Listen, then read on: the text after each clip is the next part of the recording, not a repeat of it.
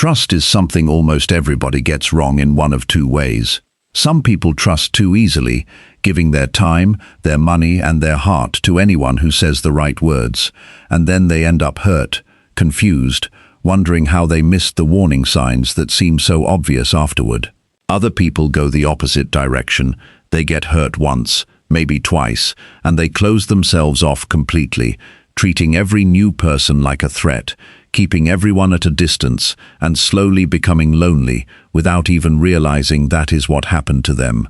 Both paths lead to pain, just different kinds of pain. So the real question is this: how do you open yourself up to other people, build real relationships, and let people in without constantly getting taken advantage of? How do you tell the difference between someone who deserves your trust and someone who is simply good at asking for it? In this audiobook, you are going to learn how to read people honestly, how to protect yourself without shutting everyone out, and how to build relationships that are strong instead of fragile.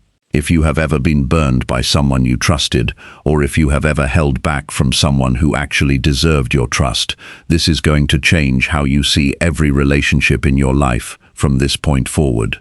Chapter 1. Discover why trusting wisely builds stronger, happier, lasting relationships. Trust is the quiet foundation beneath every relationship you have ever built, and yet most people never stop to examine it until it breaks. You wake up one morning and realize the person you leaned on for years was never who you thought they were, or you find yourself unable to open up to anyone because the last time you did, it cost you more than you were willing to pay. This chapter exists because trust is not something you should avoid, and it is not something you should hand out carelessly either. It is a skill, a muscle, something you train, refine, and grow stronger at over time, the same way you would train your body or sharpen your mind. And like any skill worth having, it takes practice, patience, and a willingness to fail before you get it right. Think about the people who have shaped your life the most. Chances are they are not the ones who impressed you with grand gestures or flashy words. They are the ones who showed up. The ones who kept their promises even when it was inconvenient. The ones who told you the truth even when a lie would have been easier. That is what real trust looks like, and building relationships around that kind of consistency is what separates a life full of loneliness from a life full of connection. But here is the hard truth nobody tells you. Trusting the wrong people can hurt just as much as trusting no one at all. So the goal is never blind trust, and it is never total isolation either. The goal is wisdom. The goal is learning how to open your heart without losing your mind in the process.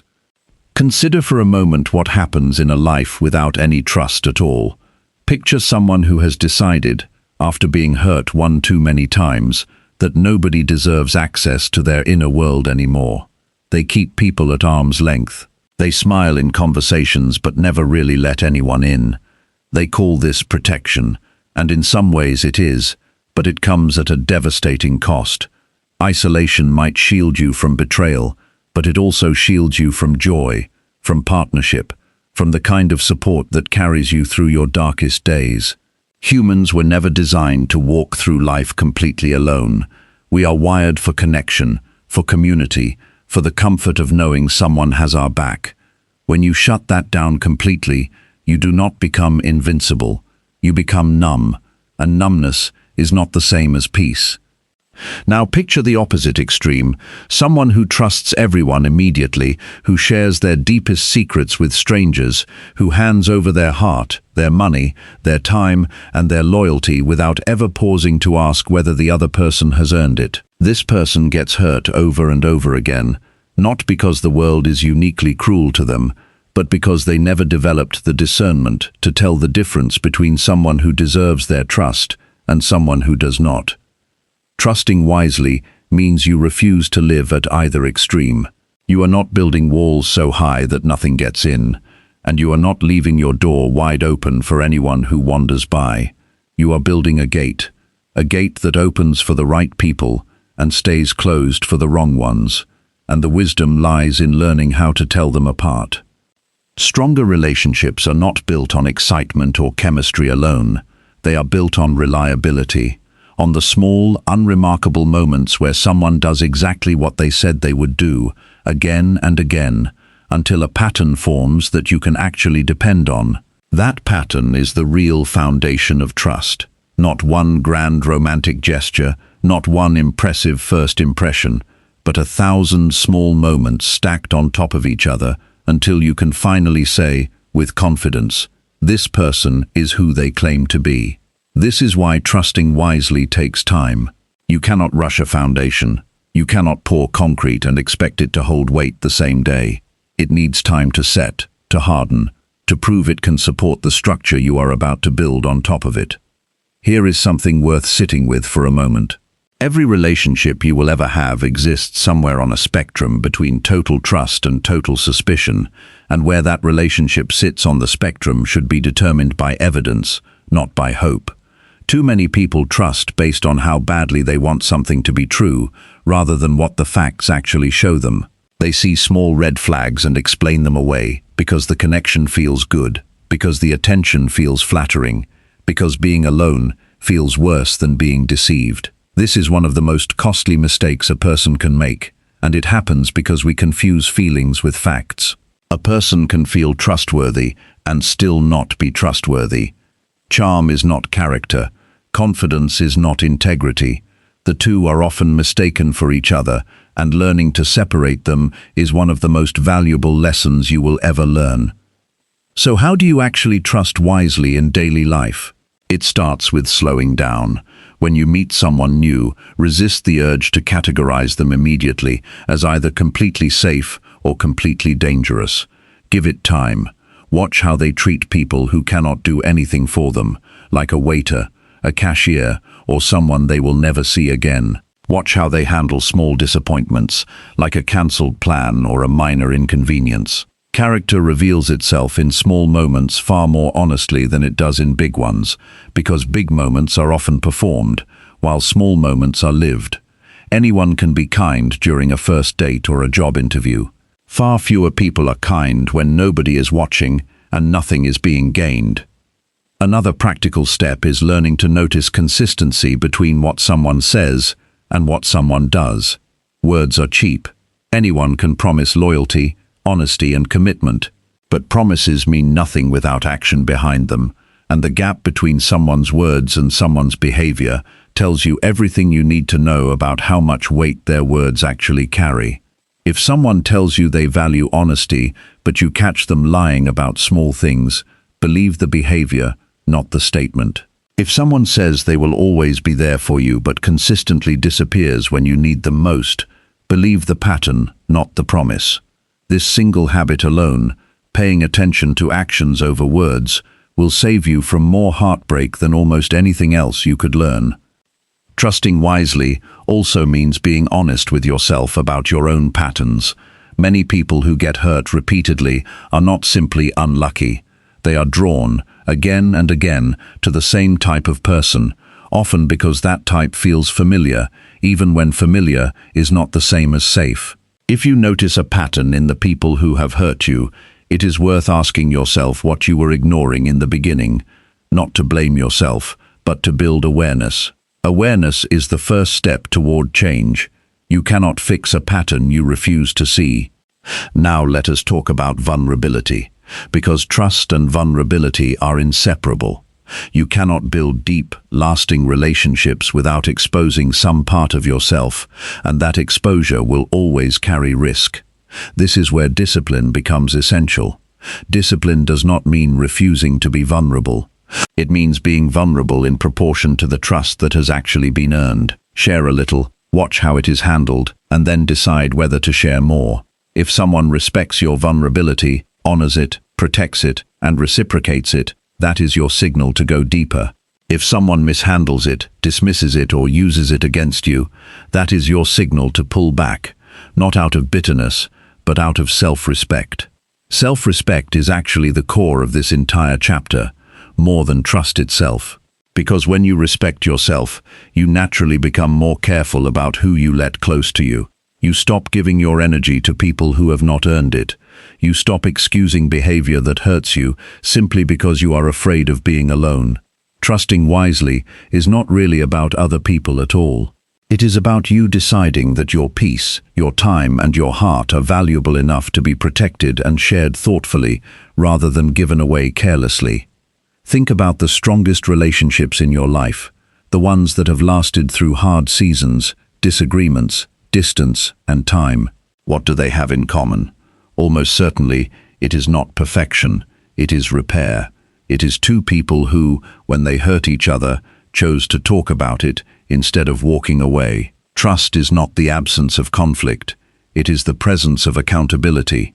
People who are trustworthy do not pretend to be perfect. They admit when they are wrong, they apologize sincerely, and they change their behavior afterward. That is a far more reliable sign of trustworthiness than someone who never seems to make mistakes at all, because nobody is flawless, and anyone who presents themselves that way is either hiding something or has not been tested yet. As you move through your days from here forward, start practicing this simple habit. Before you extend deep trust to someone, ask yourself 3 questions. Has this person been consistent over time? Do their actions match their words? And how do they treat people who cannot benefit them in any way? These 3 questions will not make you immune to ever being hurt again, because no system is perfect, and no person can read another human being with complete accuracy. But they will dramatically improve your odds. They will help you filter out the people who are simply performing trustworthiness from the people who actually embody it. Trusting wisely is not about becoming cold, guarded, or suspicious of everyone you meet. It is about becoming discerning. It is about giving people the chance to prove themselves while protecting your heart in the meantime. It is about understanding that real love, real friendship, and real connection are built slowly, through repeated proof, not through promises or performances. The relationships that last, the ones that make your life richer instead of heavier, are built by people who have learned exactly what you are learning right now. That trust is not weakness, and caution is not coldness. Both are forms of wisdom, and both, used together, are what create a life full of connection without leaving you constantly exposed to heartbreak. You have the ability, starting today, to look at your relationships differently, to stop confusing intensity with intimacy, to stop mistaking charm for character, to start noticing patterns instead of promises. This is not about becoming distrustful of the world. It is about becoming a better judge of it. And the moment you start doing that, you will notice something remarkable happen. The relationships that survive your new standards will become deeper, stronger, and far more fulfilling because they were built on something real. The ones that do not survive were never going to serve you well in the first place. Trusting wisely is not a loss. It is a filter, and everything that passes through it is worth keeping. Chapter 2. Recognize the warning signs before people betray your trust. Betrayal rarely arrives without warning. It almost always sends signals first, small ones, quiet ones, the kind that are easy to miss if you are not paying attention, or easy to ignore if you desperately want to believe the best about someone. This chapter is about learning to see those signals before they cost you something you cannot get back, not because you should walk through life suspicious of everyone, but because awareness is protection, and protection is not the same as paranoia. A person who notices warning signs and chooses to act on them is not being cynical. They are being wise. They are simply refusing to be surprised by something that, in hindsight, was never really hidden at all. Think back to a time someone hurt you badly. Now ask yourself honestly, were there signs beforehand, small inconsistencies in their stories, moments where their actions did not quite match their words, a gut feeling you brushed aside because you liked them too much to listen to it? Most people, when they look back honestly, realize the signs were there long before the betrayal happened. We simply chose not to see them, or we saw them and talked ourselves out of what they meant. This is one of the most important lessons you will ever learn about trust. Betrayal is rarely sudden. It is usually the final chapter of a story that had been writing itself for a while, and you were just not reading closely enough. One of the clearest warning signs is inconsistency between what someone says and how they actually live. Pay attention to people whose stories shift depending on who they are talking to. Someone who tells you one version of events and tells another person something slightly different is revealing something important about their relationship with truth. Small inconsistencies are rarely accidents. They are threads, and if you pull on them gently, over time, you will start to see the full pattern of the fabric. Do not confuse a single mistake with a pattern. Everyone misspeaks occasionally, but repeated inconsistency is a signal you cannot afford to explain away. Another sign worth watching closely is how someone speaks about other people who are not in the room. Someone who constantly criticizes their friends, their exes, their old business partners, or their former co-workers is showing you something valuable about how they might speak about you one day when you are the one who is absent. This does not mean every complaint about a difficult person is a red flag. Life is full of genuinely difficult people, but pattern matters here too. If nearly everyone in someone's past is described as crazy, dramatic, dishonest, or unreasonable, ask yourself what the common denominator in all those stories actually is. Sometimes the answer is simply bad luck. More often the answer is standing right in front of you. Watch closely how someone treats people who hold no power over them. This single habit will teach you more about a person's character than almost anything else available to you. Someone who is warm and generous to people who can benefit them, but dismissive or cruel to people who cannot, is showing you their true nature in the moments they think do not matter. The waiter who gets snapped at for a small mistake, the stranger who gets mocked behind their back, the employee who gets treated as disposable. These moments are windows into a person's soul that flattery and charm can never fully hide, because character is not what someone performs when they are being watched. It is what they default to when they believe no one important is paying attention. Notice also how someone responds when they are caught in a small lie or a small mistake. Do they take ownership quickly, or do they deflect, minimize, and turn the conversation back onto you? People who cannot tolerate being wrong about small things will almost certainly struggle to be honest about big things, because the instinct to protect their ego from discomfort is stronger than their instinct to preserve the truth. A person who apologizes sincerely, changes their behavior, and does not repeat the same mistake is showing you accountability. A person who apologizes only to avoid conflict, then continues the same behavior days or weeks later, is showing you that their apology was never really about you. It was about ending an uncomfortable conversation as quickly as possible. Pay close attention to promises that are made too quickly and too easily.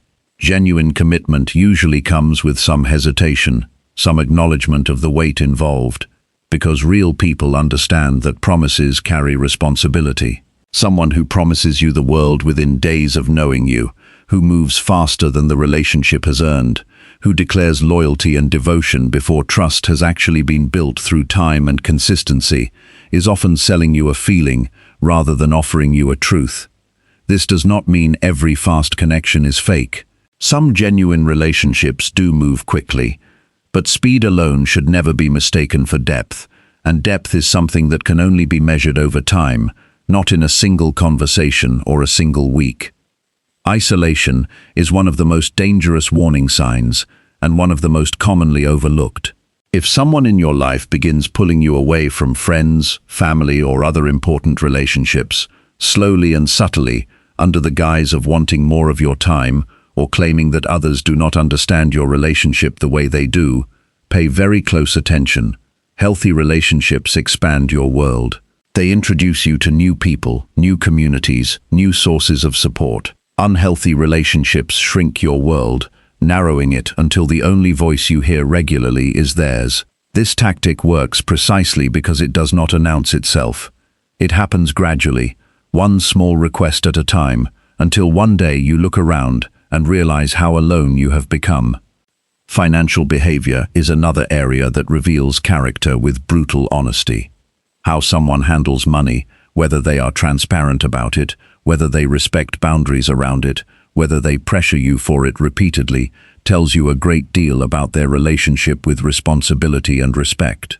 Someone who consistently borrows without repaying, who pressures you into financial decisions you are not comfortable with, or who becomes evasive whenever money is discussed honestly, is showing you a pattern that deserves serious attention. Money does not create character flaws. It reveals them, because financial stress strips away performance faster than almost anything else in daily life. Trust your body as much as you trust your mind. Long before your conscious thoughts catch up to a situation, your body often already knows something is wrong. A tightness in your chest during a conversation, a hesitation before answering a simple question, a subtle discomfort you cannot fully explain but cannot shake either. Many people dismiss these physical signals because they cannot immediately justify them with logic. But the body processes patterns faster than the conscious mind does, drawing on thousands of small observations you may not even remember collecting. This does not mean every uncomfortable feeling is a warning sign. Sometimes discomfort simply means growth or unfamiliarity. But when that feeling persists and deepens rather than fading with time, it deserves your attention rather than your dismissal. Learning to recognize these signs is not about becoming someone who expects betrayal around every corner. It is about becoming someone who refuses to be blindsided by patterns that were visible all along. The goal is not fear, the goal is clarity. When you train yourself to notice inconsistency, to watch how people treat those who cannot benefit them, to pay attention to how apologies are handled, and to trust the quiet signals your body sends you, you are not building walls around your heart. You are building a filter, one that lets genuine people in while protecting you from those who were never going to treat you well in the first place. Start practicing this awareness today, not as a constant background suspicion, but as a quiet discipline you carry with you into every relationship. Watch patterns instead of moments, trust behavior instead of promises, and when something feels wrong, resist the urge to explain it away simply because you want the story to end differently. The people who deserve your trust will hold up under this kind of attention without effort, because their consistency was never a performance to begin with. The people who cannot hold up under it are showing you exactly who they are, and the sooner you believe what you are seeing, the sooner you protect the one thing that matters more than any single relationship ever could, and that is your own peace of mind. Chapter 3. Build healthy boundaries that protect your heart and mind. A boundary is not a wall, and it is not a punishment. It is simply a line you draw to protect what matters to you, a line that tells the world how you expect to be treated and what you will no longer tolerate. Most people never learn to set boundaries until pain forces them to, until exhaustion, resentment, or heartbreak leaves them no other choice. But boundaries are not meant to be a last resort. They are meant to be a daily practice, something you build and maintain the same way you maintain your health, your finances, or your home. Without them, you become available to everyone and everything, stretched so thin that you have nothing left for the people and priorities that actually deserve your energy. Consider what happens to a person who has never learned to say no. They agree to plans they do not want to attend. They take on responsibilities that were never theirs to carry. They listen to complaints, absorb other people's stress, and give away their time so freely that eventually there is nothing left over for their own goals, their own healing, or their own peace. This person is often praised for being generous, easygoing, or dependable, and for a while that praise feels good.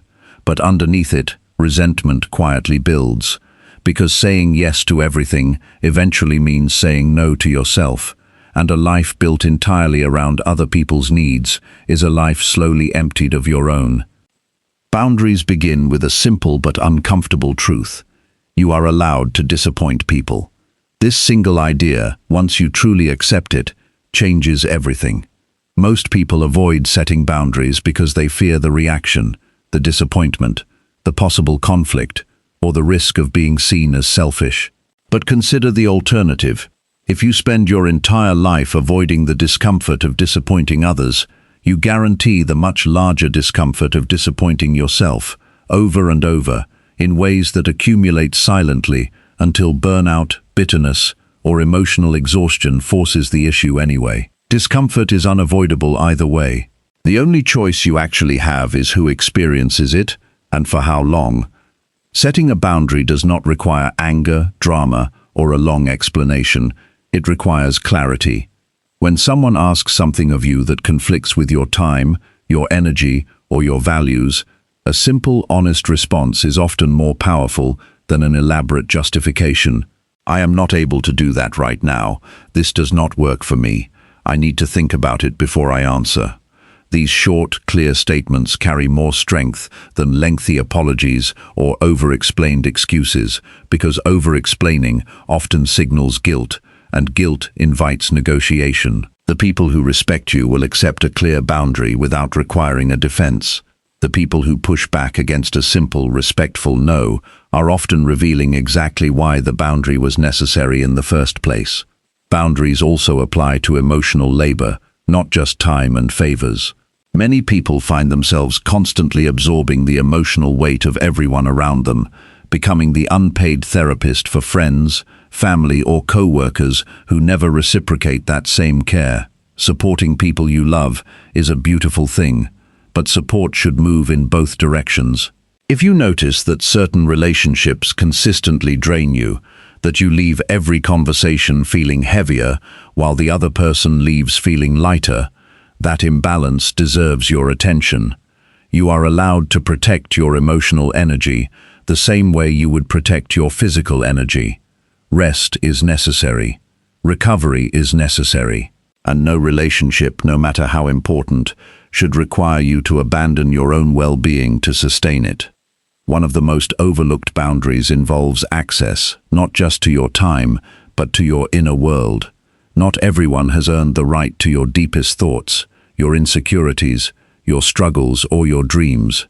Vulnerability should be given in proportion to trust that has actually been demonstrated, not simply offered to anyone who shows interest or asks the right questions. Protecting your inner world does not mean becoming secretive or distant. It means recognizing that intimacy is valuable precisely because it is not given freely to everyone. When you share your deepest self selectively, based on earned trust rather than immediate comfort, you protect yourself from those who might use that vulnerability against you later, and you make the intimacy you do share far more meaningful to the people who have actually proven they deserve it. Boundaries also require consistency, because a boundary that bends every time someone pushes against it is not really a boundary at all. It is a suggestion. If you tell someone that a certain behavior is unacceptable, and then excuse it the next time it happens because you feel guilty or afraid of conflict, you are teaching that person that your words carry no real weight. This does not mean boundaries can never be adjusted or that rigid inflexibility is the goal. It means the boundaries that matter most, the ones tied to your safety, your dignity, and your core values, should hold steady even when maintaining them feels uncomfortable in the moment. Consistency is what transforms a boundary from an empty statement into a lived reality that others learn to respect. Understand also that people who are used to your lack of boundaries will often resist when you finally begin setting them. This resistance does not necessarily mean you are doing something wrong. Often, it means you are doing something right, disrupting a dynamic that previously benefited someone else at your expense. Expect pushback. Expect some relationships to feel strained during this transition. Some people will adjust and grow to respect the new version of you, one who values their own time and energy enough to protect it. Others will reveal through their frustration and resistance that the relationship was never balanced to begin with, that it depended on your willingness to sacrifice yourself for their comfort. Losing those relationships is not a loss. It is clarity, arriving later than it should have, but arriving nonetheless. Boundaries protect more than your schedule. They protect your sense of self. When you consistently allow others to dictate your time, your emotions, and your priorities, you slowly lose touch with what you actually want, what you actually value, and who you actually are, underneath all the accommodating and people-pleasing. Reclaiming boundaries is, in many ways, reclaiming your own identity, one that may have become buried under years of prioritizing everyone else's comfort over your own peace. This process takes practice. It takes tolerating the discomfort of disappointing people who are used to your unlimited availability. But every boundary you successfully hold builds confidence for the next one, until eventually protecting yourself becomes second nature rather than a battle you have to fight every single time. Start small if you need to. Practice saying no to a minor request this week, something low stakes, something that will not create a crisis if the other person is unhappy about it. Notice how it feels. Notice that the world does not end, that most people adjust and move forward, and that the anxiety you anticipated was often far worse than the actual reaction you received. Build from there. Each boundary you set successfully becomes evidence that you can trust yourself to protect your own life, and that evidence becomes the foundation for setting bigger, more important boundaries when they matter most.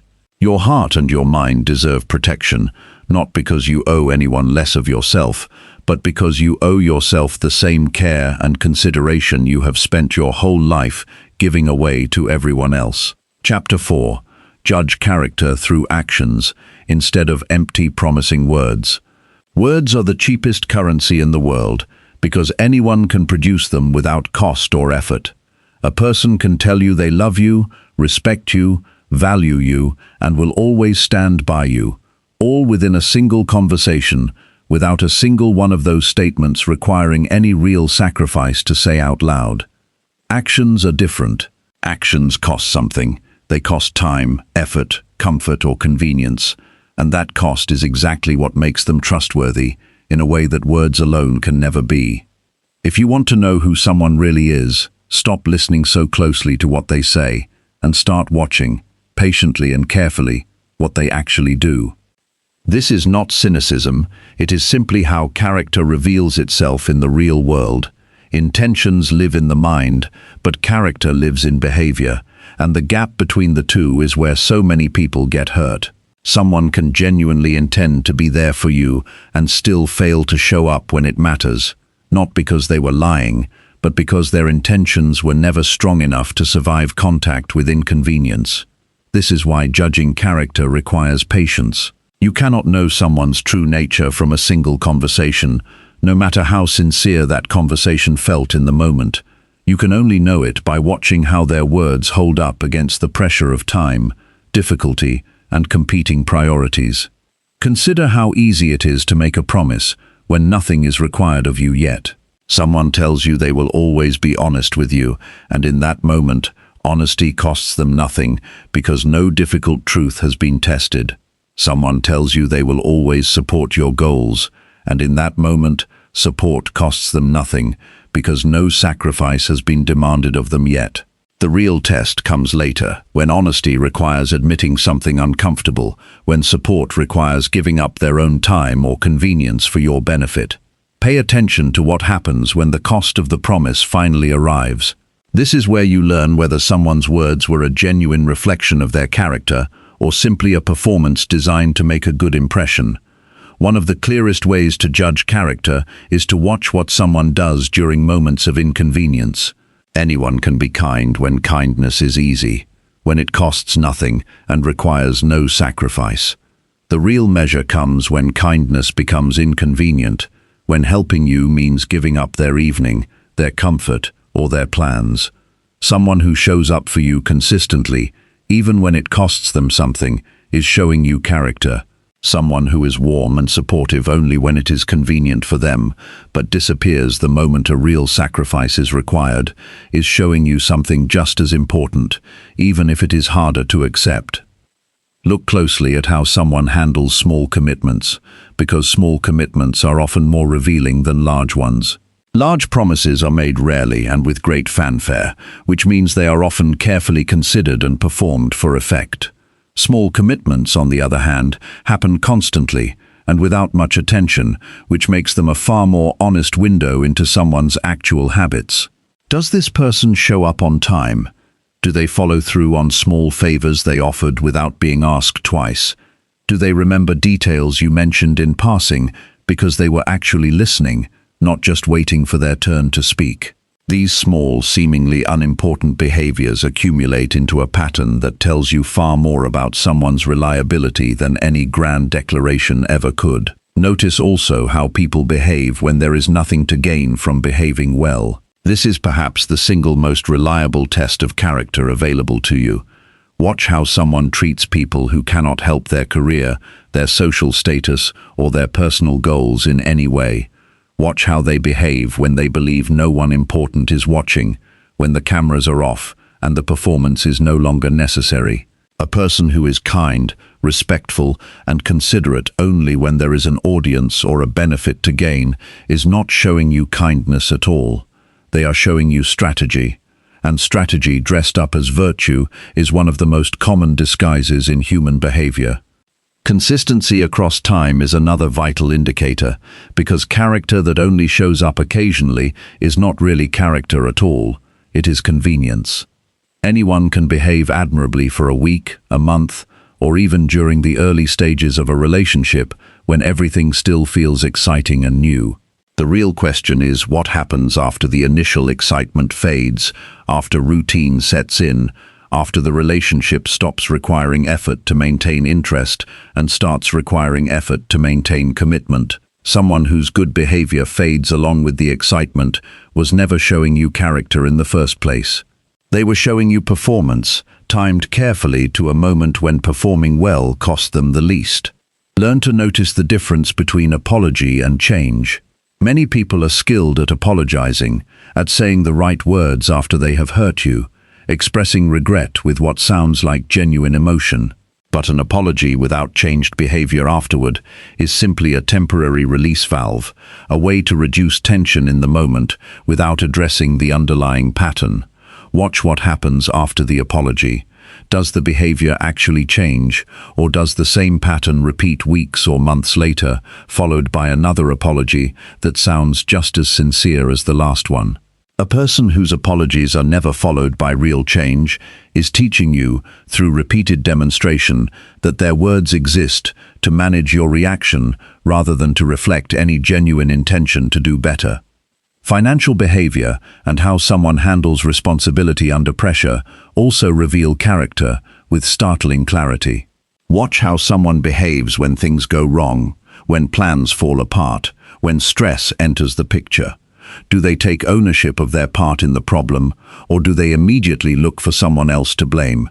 Do they remain steady and respectful under pressure, or does their true temperament emerge the moment things stop going smoothly? Pressure does not create character flaws that were not already present. It simply removes the energy required to hide them, revealing what was always underneath the calm surface. Practicing this skill in daily life requires you to slow down your judgment of people. Resist the urge to decide, within the first few conversations, whether someone deserves your full trust. Instead, treat every relationship as a case being built over time, with each interaction adding a small piece of evidence to the larger picture. Ask yourself regularly whether this person's actions are matching their words, whether their behavior under pressure aligns with their behavior when things are easy, and whether their treatment of you remains consistent whether or not you are useful to them in that particular moment. This patient, evidence-based approach will not make you paranoid or cold. It will make you accurate, protecting you from the exhausting cycle of believing beautiful words only to be disappointed by ordinary, inconsistent behavior.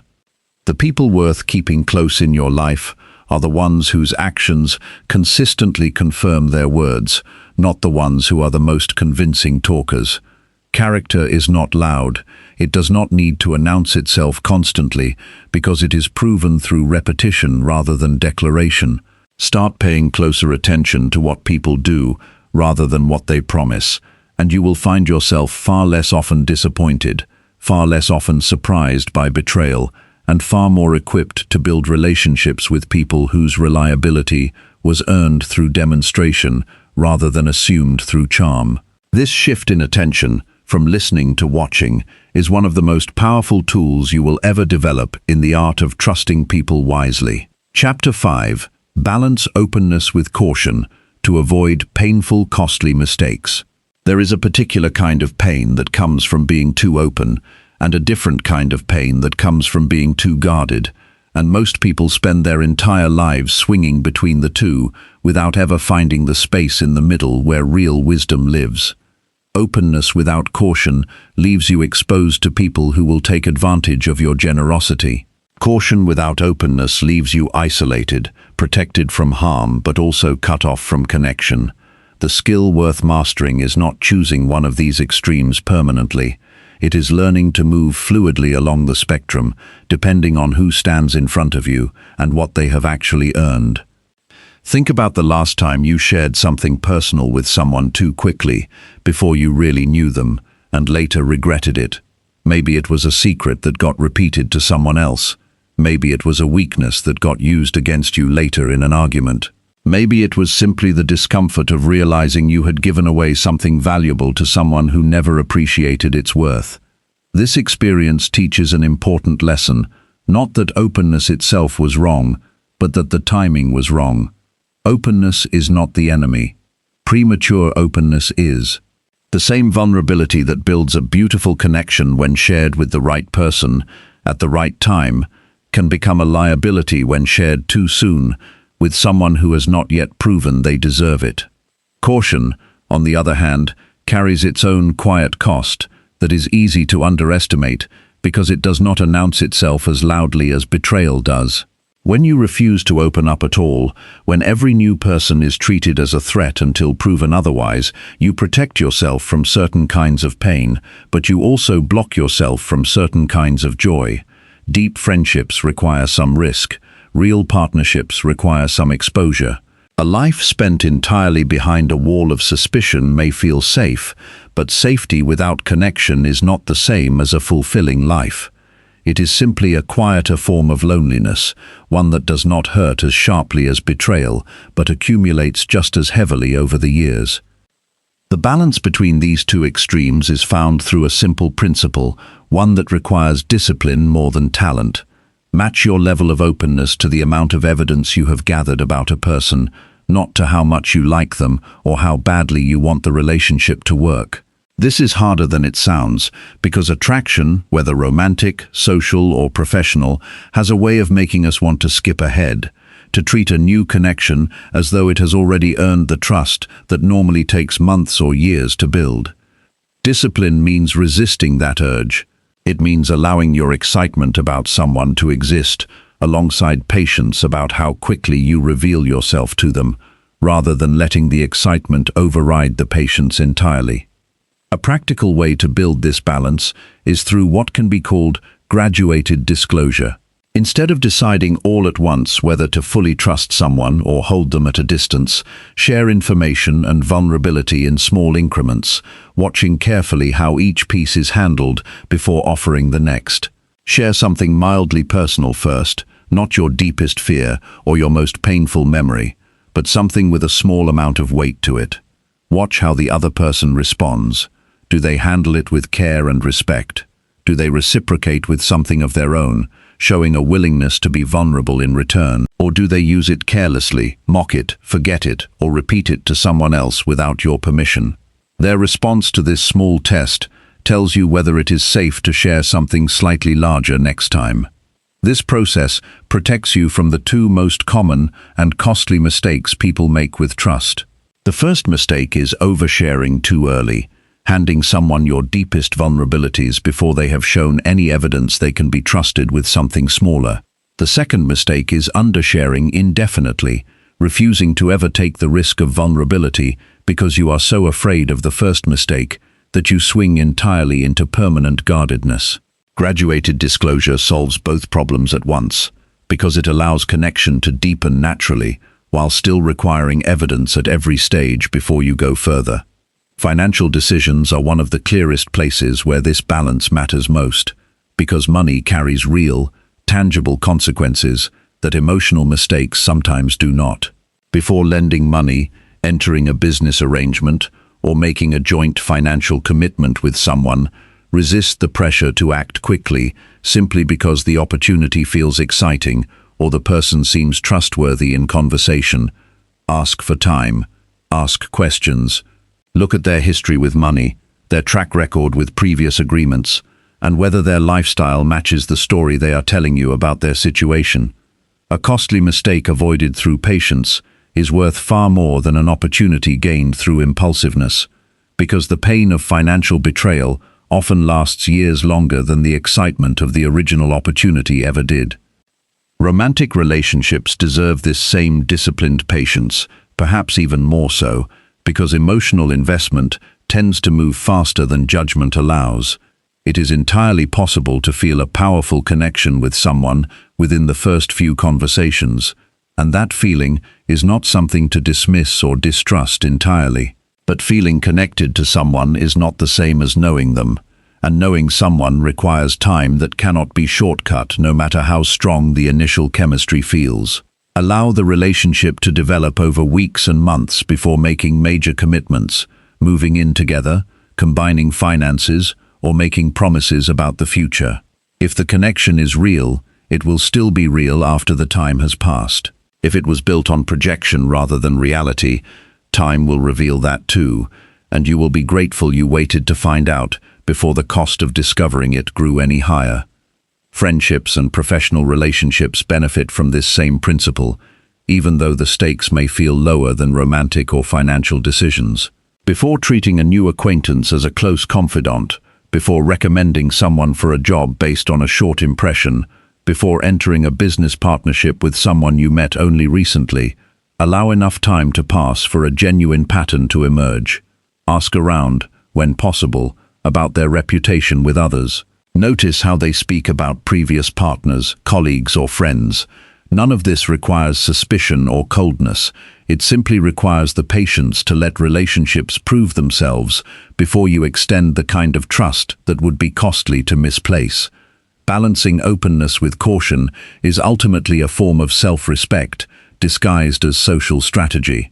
It says, "I am willing to connect deeply with people, and I am also willing to protect myself while that connection develops." It refuses the false choice between being warm and being wise, insisting instead that both can exist together in the same person, the same relationship, and the same moment. The people who master this balance are not the ones who trust the least or the most. They are the ones who trust accurately, extending exactly as much vulnerability as the evidence supports, no more and no less. This is not a limitation on love or friendship. It is the very thing that makes love and friendship sustainable, protecting the relationships that deserve to last, while filtering out the ones that were only ever going to bring pain. Chapter 6. Heal from past. Betrayals without closing your heart forever. Betrayal leaves a mark that does not disappear simply because time has passed. You can move cities, change jobs, cut off the person who hurt you completely, and still find yourself flinching years later at something that reminds you of what happened. This is not weakness. This is how the mind protects itself, by remembering pain vividly so it can avoid repeating it. But there is a difference between a mind that remembers and a heart that has permanently shut its doors, and understanding that difference is the key to healing without losing your ability to trust anyone ever again. When someone betrays you, especially someone you loved or trusted deeply, the natural instinct is to build walls immediately and permanently. This instinct makes sense. Pain teaches lessons the way nothing else can, and after enough pain, the mind reasonably concludes that safety lies in never being vulnerable again. But here is the difficult truth that most people avoid confronting. A heart that closes completely does not actually stop hurting. It simply trades one kind of pain for another. Instead of the sharp, sudden pain of betrayal, you experience the slow, quiet pain of isolation, of watching genuine connection happen for other people while you remain guarded against it, convinced that protecting yourself requires keeping everyone at a permanent distance. Healing does not mean forgetting what happened, and it does not mean pretending the pain did not matter. Healing means processing the experience fully enough that it stops controlling your present decisions. Many people confuse healing with moving on quickly, believing that the faster they stop thinking about what happened, the more healed they are.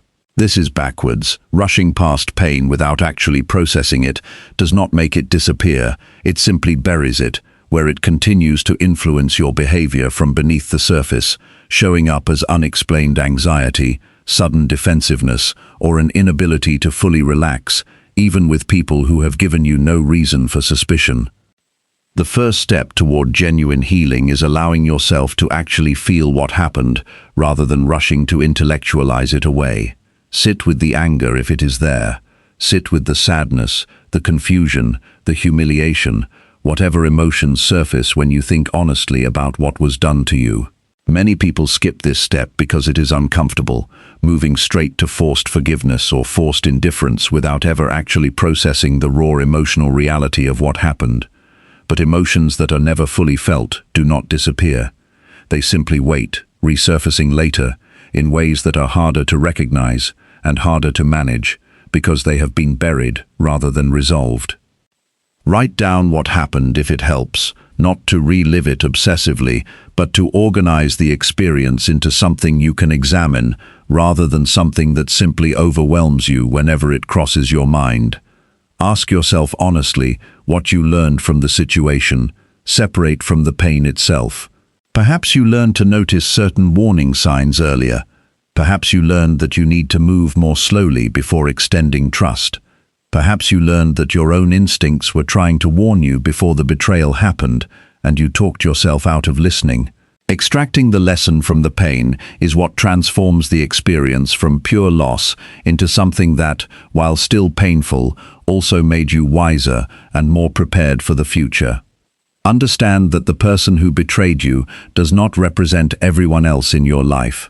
This sounds obvious when stated directly, but it is remarkably easy to forget in practice. After a significant betrayal, the mind often generalizes the lesson far beyond the specific person involved, concluding that people in general cannot be trusted, that vulnerability in general is dangerous, that everyone eventually reveals themselves to be dishonest, given enough time. This generalization feels protective, but it is not accurate, and it costs you access to the many people in your life who are nothing like the person who hurt you. Healing requires the discipline to hold two truths at once. That person betrayed you, and most people are not that person. One of the most practical tools for healing without permanently closing your heart is deliberately practicing small trust with low-stakes situations. Do not wait until you feel completely ready to trust someone deeply again, because that feeling may never fully arrive on its own. Instead, practice extending small amounts of trust in situations where the potential damage is limited. Trust a coworker with a minor task. Trust a new friend with a small piece of personal information. Trust a family member to follow through on something simple. Each small success becomes evidence, not that betrayal cannot happen again, but that not everyone behaves the way the person who hurt you did. This evidence accumulates slowly, rebuilding your capacity for trust, piece by piece, rather than expecting it to return all at once. Give yourself permission to move at your own pace, without comparing your healing timeline to anyone else's. Some people process betrayal quickly and are ready to trust again within months. Others carry the weight for years before they feel ready to open up in the same way again. Neither timeline is wrong, and pressuring yourself to heal faster than feels natural often backfires, creating a false sense of readiness that collapses the moment you are tested by a new relationship. Healing is not a race, and there is no prize for finishing quickly. There is only the quiet, steady work of rebuilding your capacity to connect, done at whatever pace your particular situation requires. Recognize the difference between healthy caution, born from genuine lessons learned, and fear-based avoidance, born from unprocessed pain that has simply been relabeled as wisdom. Healthy caution says, I will watch for specific behaviors before I extend deep trust again. Fear-based avoidance says, I will never let anyone close enough to hurt me again, treating every new person as a threat, regardless of their actual behavior. The first approach keeps you safe while still allowing connection. The second approach keeps you safe by eliminating connection almost entirely, which is not actually safety. It is a different kind of loss disguised as protection. Consider also that closing your heart permanently does not just affect your relationships with others, it affects your relationship with yourself. When you decide that vulnerability is too dangerous to ever risk again, you are essentially telling yourself that you are not capable of surviving pain if it happens a second time, that your only defense is complete avoidance rather than resilience. This underestimates your own strength. You survived the betrayal that already happened. You are still here, still functioning, still capable of building a life despite what was done to you.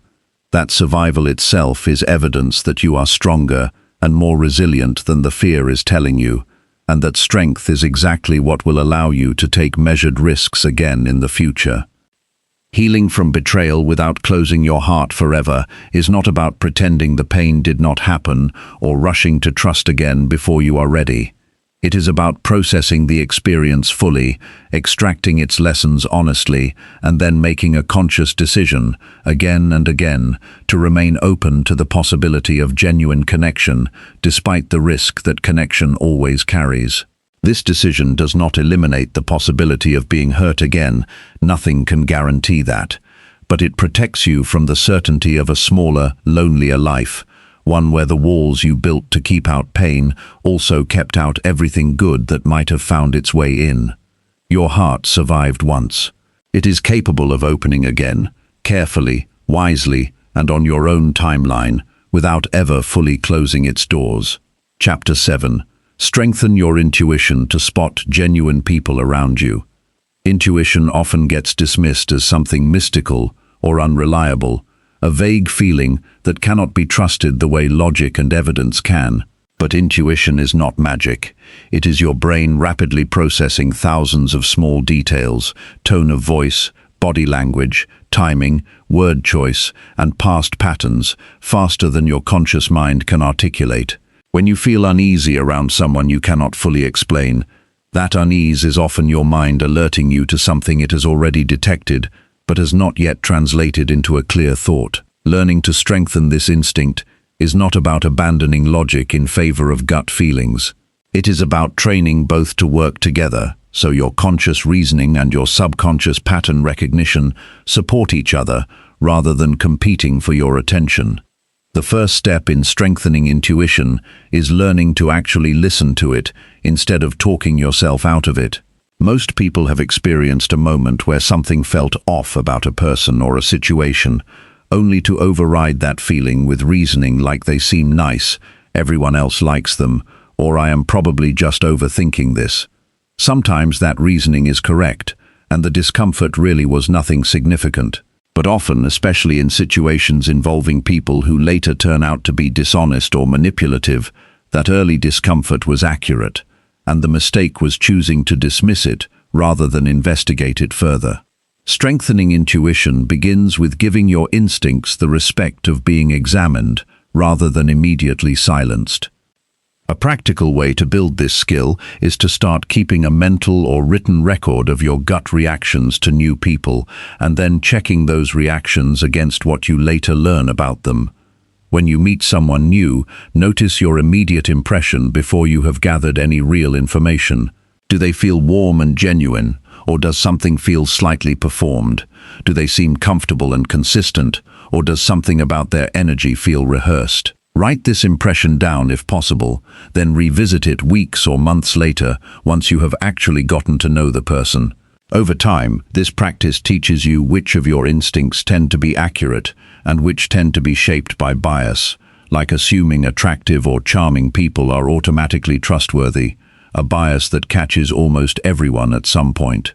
Understanding your own biases is essential to strengthening genuine intuition, because not every gut feeling is pure instinct. Some feelings are shaped by past experiences that may not apply to the current situation. If someone reminds you of a person who hurt you before, perhaps sharing a similar laugh, a similar way of speaking, or a similar profession, you may feel suspicious of them for reasons that have nothing to do with who they actually are. This is not true intuition, it is pattern matching based on surface similarity, and learning to distinguish between the two takes deliberate practice. Ask yourself, when a feeling of distrust arises, whether it is based on something this specific person has actually done or said, or whether it is based on a resemblance to someone else entirely. This distinction protects you from unfairly judging good people while still allowing you to trust legitimate warning signals. Genuine people tend to share certain qualities that become easier to recognize once you know what to look for. They are usually comfortable with silence, not needing to fill every pause in conversation with performance or reassurance. They ask questions about you and actually listen to the answers, remembering details later without needing to be reminded. They are consistent whether you have known them for 1 day or 1 year, not shifting their personality dramatically depending on who else is present. They are comfortable admitting when they do not know something or when they made a mistake, without becoming defensive or deflecting blame elsewhere. None of these signs alone guarantees trustworthiness, but together they form a pattern that becomes increasingly recognizable the more attention you pay to it. One of the clearest intuitive signals worth training yourself to notice is how a conversation makes you feel afterward, rather than during it. Some people are skilled at making you feel good in the moment, entertaining, flattering, engaging, while leaving you feeling strangely drained, confused, or uneasy once the conversation ends. Others may seem less immediately exciting, but leave you feeling calm, respected, and genuinely seen after spending time with them. This after effect is often more reliable than your in-the-moment impression, because skilled manipulation is specifically designed to feel good while it is happening. The true test is how you feel once the performance has ended and you are left alone with your own thoughts. Strengthening intuition also requires slowing down your decision-making process, because instinct works best when it is not rushed by urgency or pressure. People who intend to deceive often create a sense of urgency deliberately, pushing you to decide quickly before you have time to reflect, to check facts, or to notice inconsistencies. If you ever feel pressured to trust someone immediately, to make a decision before you have had time to think it through, treat that pressure itself as a signal worth paying attention to. Genuine people and genuine opportunities can typically withstand patience. It is often the situations that cannot survive scrutiny that require you to act before you have time to think clearly. Physical sensations deserve attention as part of this process, because the body often registers unease before the conscious mind catches up to it. A tightness in the stomach during a conversation, a subtle urge to end an interaction sooner than necessary, a feeling of relief when someone finally leaves the room. These sensations are worth noting, rather than dismissing simply because you cannot immediately explain them with logic. This does not mean every uncomfortable physical sensation indicates danger. Sometimes discomfort simply reflects unfamiliarity or personal insecurity, rather than any real threat from the other person. But when these sensations repeat consistently around a specific person, growing stronger rather than fading as you get to know them better, they deserve serious consideration rather than automatic dismissal. Building strong intuition also means exposing yourself to a wide range of people and interactions over time, because pattern recognition improves with data. The more genuine, trustworthy people you interact with, the more clearly you begin to recognize what authenticity actually feels like, which makes deviations from that pattern easier to notice when they occur. Isolating yourself from social interaction in an attempt to avoid being hurt actually weakens this skill over time, because intuition sharpens through practice and repeated observation, not through avoidance. Engaging with people, even while maintaining appropriate caution, is part of what trains your instincts to become more accurate over the years. Trusting your intuition does not mean abandoning evidence or acting purely on feeling without any rational basis. It means treating your instincts as one valuable source of information among several, alongside observed behavior, consistency over time, and how someone treats others. When your gut feeling and the observable evidence align, you can act with real confidence. When they conflict, that conflict itself is worth investigating further before making an important decision. Over time, as you practice listening to your instincts, checking them against outcomes, and refining your ability to distinguish genuine signals from biased assumptions, your intuition becomes sharper, more reliable, and increasingly one of your most valuable tools in recognizing the people who truly deserve your trust. Chapter 8. Forgive others wisely without repeating the same old mistakes. Forgiveness is one of the most misunderstood ideas in human life, because most people believe it means one of two extremes.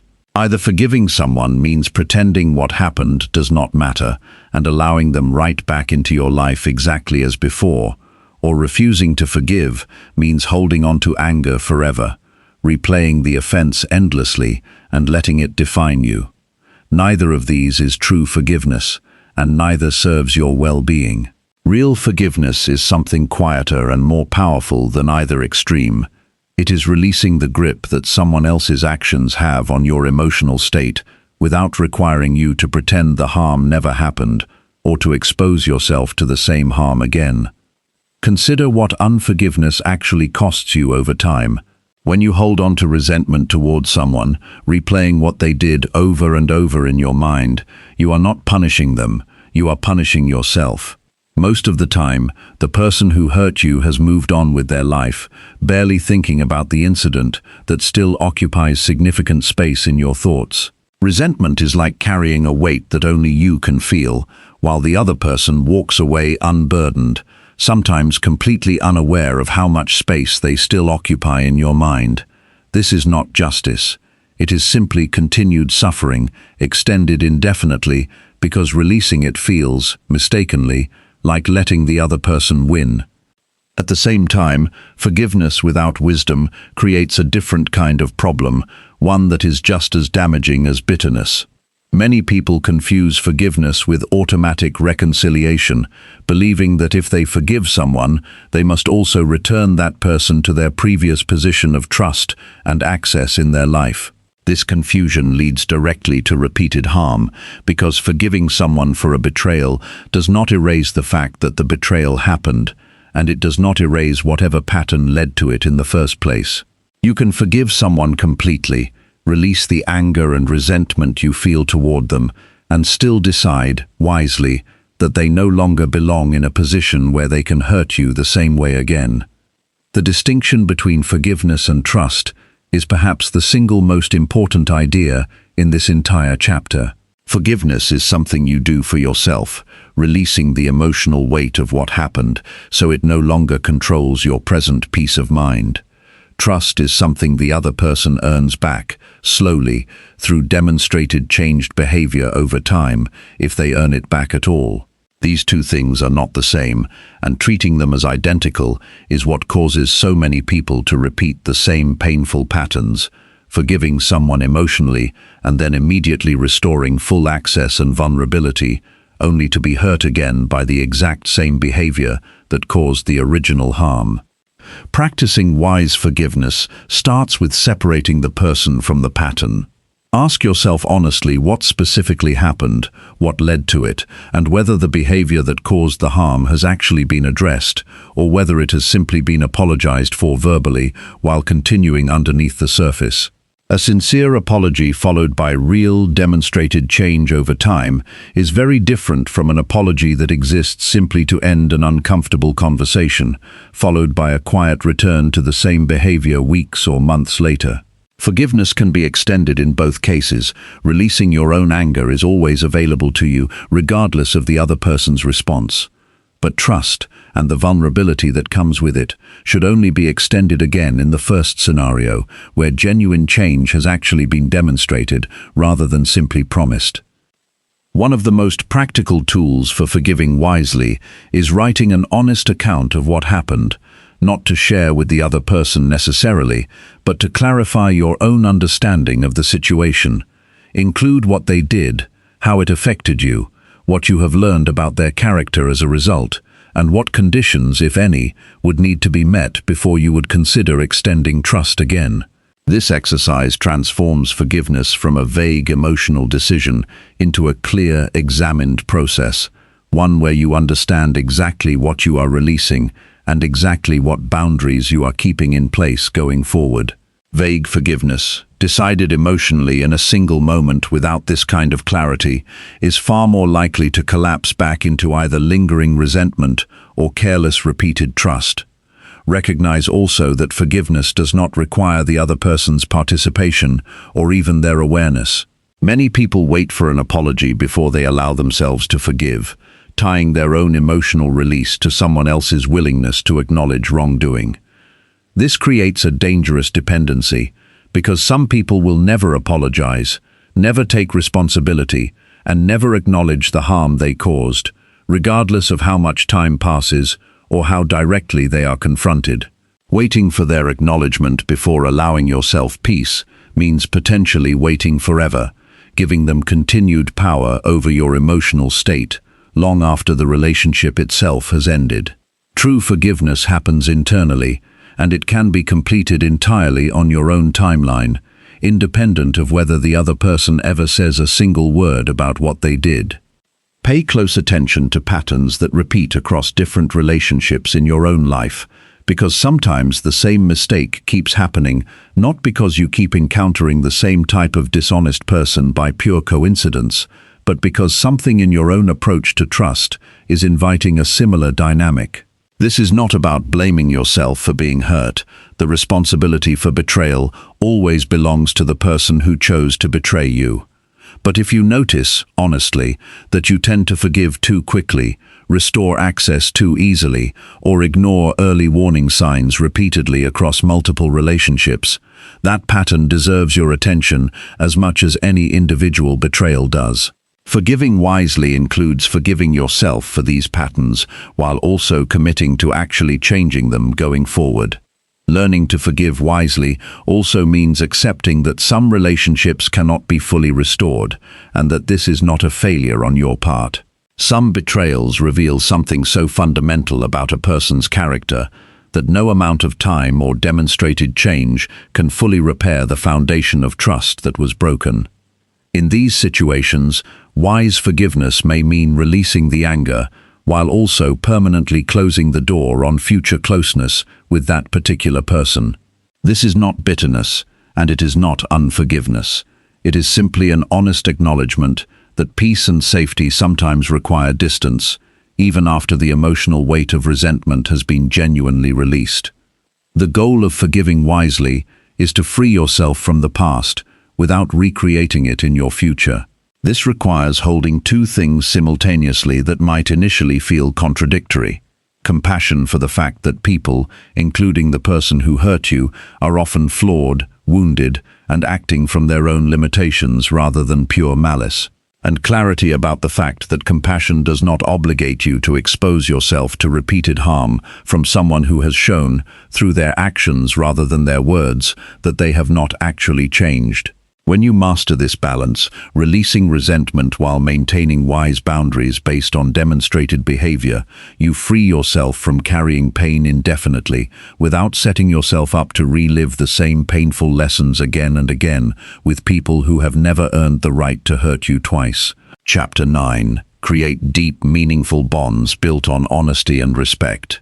Every deep, lasting relationship in your life shares one quality in common, regardless of whether it is a friendship, a partnership, or a family bond. It is built on honesty and respect, consistently practiced over time, rather than on excitement, convenience, or shared circumstances alone. Excitement fades. Convenience disappears the moment life becomes complicated. Shared circumstances change as people move, grow, and evolve in different directions. But honesty and respect, when genuinely present, create a foundation strong enough to survive all of these changes, adapting and deepening rather than crumbling when life becomes difficult.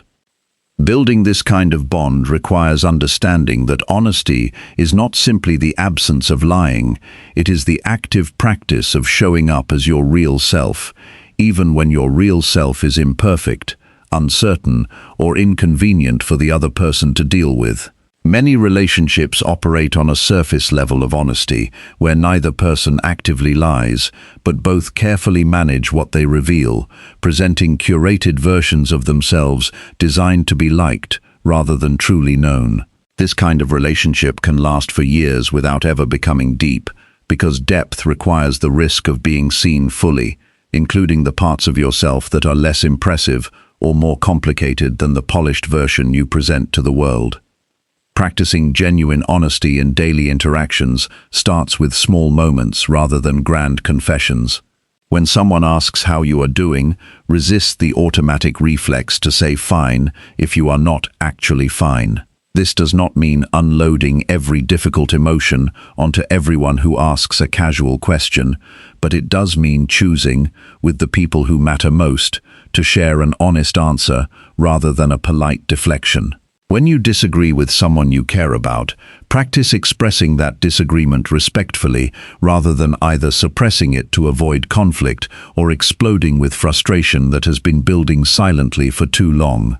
These small, repeated choices, to be honest, even when honesty feels slightly uncomfortable, are what slowly build the kind of trust that allows a relationship to deepen over time. Respect operates alongside honesty as an equally essential ingredient, and the two work together in a way that neither can fully replace on its own. Honesty without respect can become cruelty, using truth as a weapon rather than a bridge, saying whatever you feel without concern for how it lands on the other person. Respect without honesty can become a hollow politeness, avoiding difficult conversations entirely in order to preserve surface-level harmony, while real issues remain unaddressed beneath the surface. The combination of both, telling the truth while genuinely caring about how that truth affects the other person, is what allows deep bonds to form without either becoming harmful or becoming shallow. One of the clearest expressions of respect in a relationship is how you handle the other person's boundaries, even when those boundaries are inconvenient for you. If someone tells you they need space, respecting that request, rather than taking it personally or pushing back repeatedly, shows that you value their needs as much as your own preferences.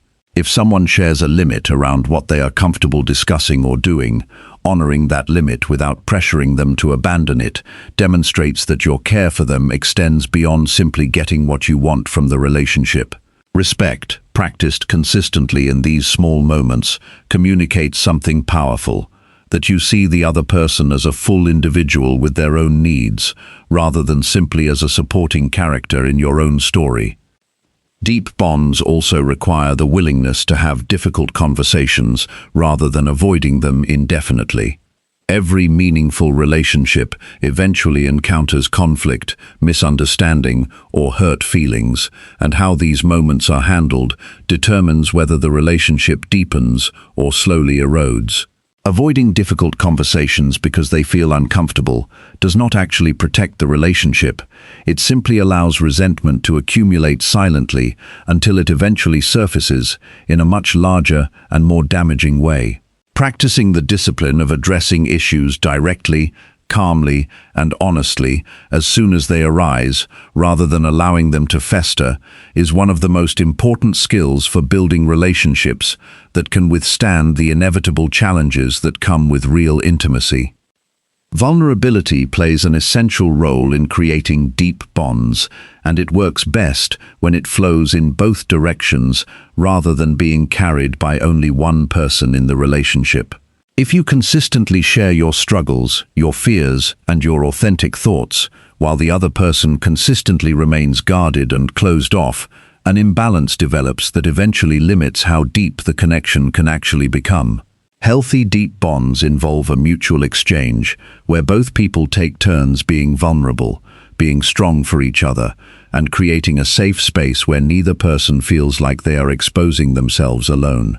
If you notice this imbalance in a relationship, it is worth naming directly rather than simply accepting it as the permanent shape of the connection, because relationships can shift and grow more balanced when both people commit to that growth together.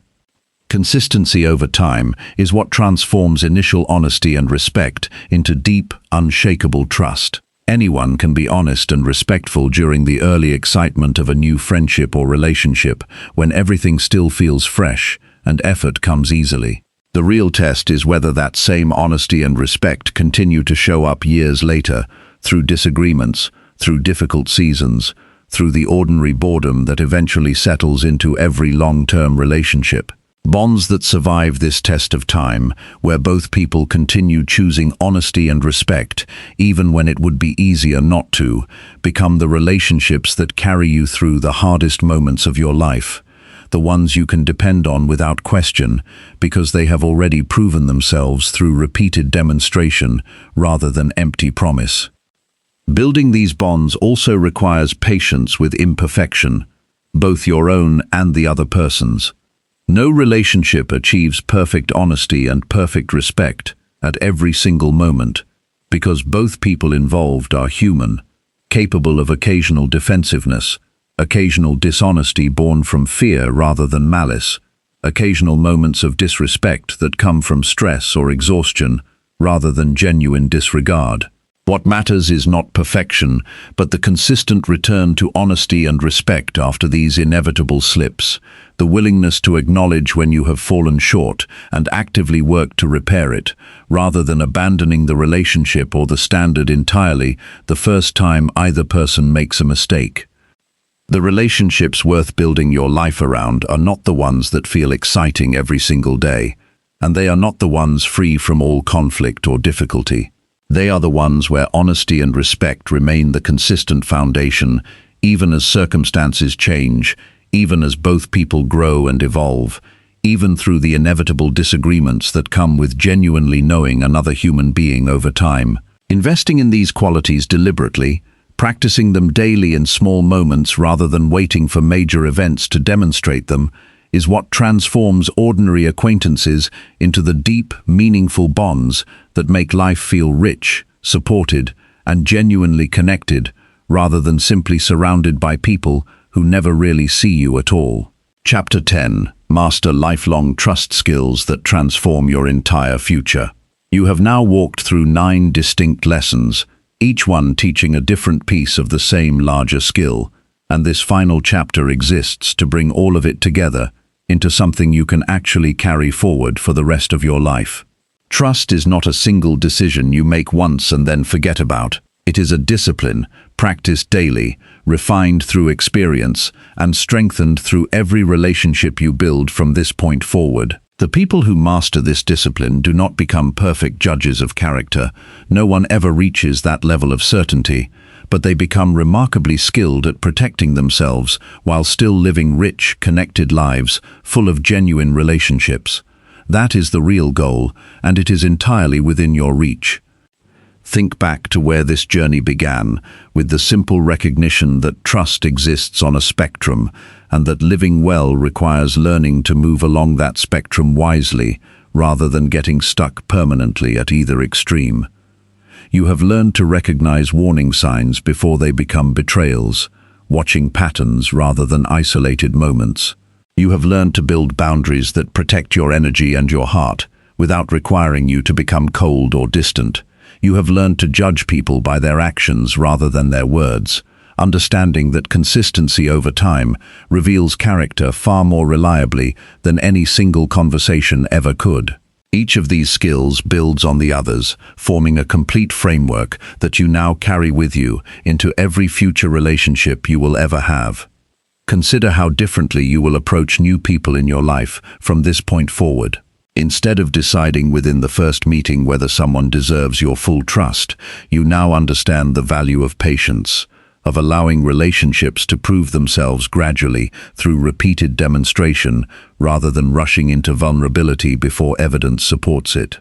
Instead of assuming that caution means coldness, you now understand that healthy boundaries actually make deeper connection possible because they protect your energy for the relationships that truly deserve it, while filtering out the ones that would only drain you. This shift in understanding does not happen overnight, and it does not happen without conscious effort, but the framework is now yours to apply, refine, and strengthen with every new experience. Remember that healing from past betrayals is not a one-time event, but an ongoing practice of choosing openness despite the risk that openness always carries. You will likely be hurt again at some point in your life because no system of discernment is perfect, and no person can read another human being with complete accuracy every single time. This is not a failure of the skills you have learned. It is simply the reality of being human in a world full of other imperfect humans. What matters is not whether you will ever be disappointed again, but how you respond when it happens, whether you allow a single betrayal to close your heart permanently, or whether you process the pain, extract its lessons, and remain open to the deep connections that make life worth living. Your intuition, once you have taken the time to strengthen and trust it, becomes one of your most valuable lifelong companions, alerting you to patterns before your conscious mind has fully articulated what it is noticing. Continue practicing this skill throughout your life, paying attention to your gut reactions, checking them against outcomes, and refining your ability to distinguish genuine signals from biases shaped by past experiences. This skill only improves with continued practice and continued exposure to new people and new situations, which means the work of strengthening your intuition is never truly finished. It simply becomes more refined and more reliable with each passing year.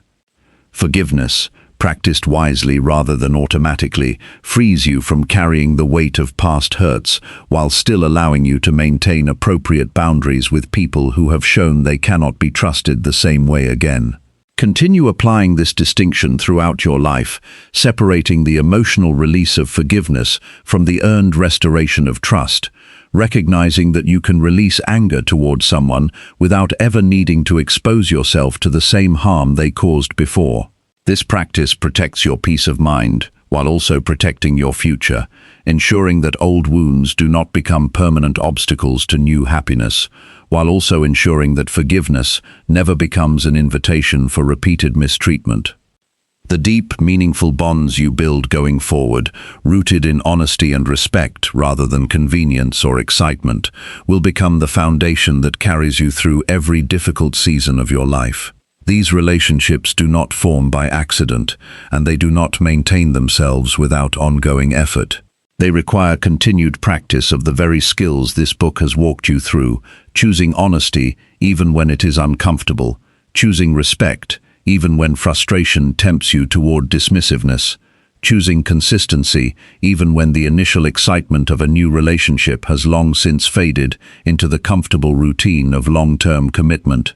The relationships built this way become unshakable, capable of surviving conflict, distance, and time in a way that relationships built on convenience alone never could. As you move forward from this final chapter, understand that mastering trust is not about reaching a finish line where you become permanently immune to disappointment or betrayal. It is about developing a lifelong relationship with discernment itself, treating every new person and every new situation as an opportunity to practice everything you have learned. Some days you will apply these lessons perfectly, noticing warning signs early, maintaining healthy boundaries, and building genuine connection with people who deserve it. Other days you will make mistakes, trusting too quickly or too slowly, misreading a situation, or falling back into old patterns you thought you had already outgrown. This is normal, and it does not mean you have failed. It means you are human, continuing to practice a skill that improves gradually over an entire lifetime, rather than perfecting itself overnight. The transformation this book has aimed to create in your life is not simply about avoiding betrayal, though that alone would be valuable. It is about building a life rich with genuine connection, surrounded by people who have earned your trust through demonstrated character rather than empty promises, while remaining protected from those who would take advantage of blind faith. This is the art referenced in the title of this book, the art of trusting people without becoming a fool, and art is exactly the right word for it, because like any art form, it requires practice, patience, occasional failure, and a lifelong commitment to continued improvement, rather than a single moment of mastery that, once achieved, never needs to be revisited again. Carry these lessons with you not as rigid rules to be applied mechanically, but as a flexible framework that adapts to each unique person and situation you encounter throughout your life. Trust your growing ability to recognize genuine character. Trust the boundaries you have learned to set and maintain. Trust your own resilience to heal from whatever pain still lies ahead. Because pain will come, it always does, but you now possess the tools to move through it without losing your capacity for connection. Your future relationships, whether romantic, platonic, familial, or professional, will be shaped by how well you apply everything you have learned in the pages of this book. Approach that future not with fear of what might go wrong, but with confidence in your own ability to build something real, something lasting, and something worth every bit of care you invest in it.